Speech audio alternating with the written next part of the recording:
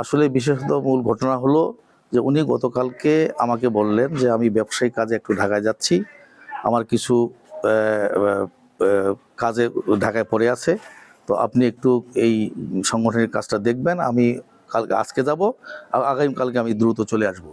মূলত উনি ব্যবসায়িক কাজে উনি গতকালকে রাতে আমার সাথে কথা বলে উনি ঢাকায় গেছেন। I am Ox. আজকে উনি ঢাকা থেকে আসতেছিলেন এবং ওনার ব্যবসা তো দীর্ঘদিন যাবত এখানে আমরা জানি যে ওনার ব্যবসা এখানে অনেক দিন ধরে উনি করতেছেন এই জায়গায়। ওনার বাড়িতে কাপড়ের ফ্যাক্টরি আছে, বিভিন্ন প্রতিষ্ঠানে উনি স্কুল ড্রেস সাপ্লাই দেন, এরপরে ওনার বুটিক্সের কাজ আছে। তো এইভাবে উনি দীর্ঘদিন যাবত এই ব্যবসাটা প্রতিষ্ঠানে চালিতেছেন। তো উনি আমাকে বলে কালকে ঢাকায় চলে গেলেন, আজকে উনি আসতেছিলেন। কারণ ব্যবসায়িক কাজে ঢাকা যাওয়া আসা এবং ওনার সাথে টাকার লেনদেন তো থাকতেই পারে একটা মানুষের। হঠাৎ করে ওনাকে বিমানবন্দরে আটক করে এখন জামাতের কালার দিয়ে একটা সংগঠনকে ভাবমূর্তি নষ্ট করার জন্য একটি মহল, কুচক্রী মহল, এটা উঠে পড়ে লেগেছে।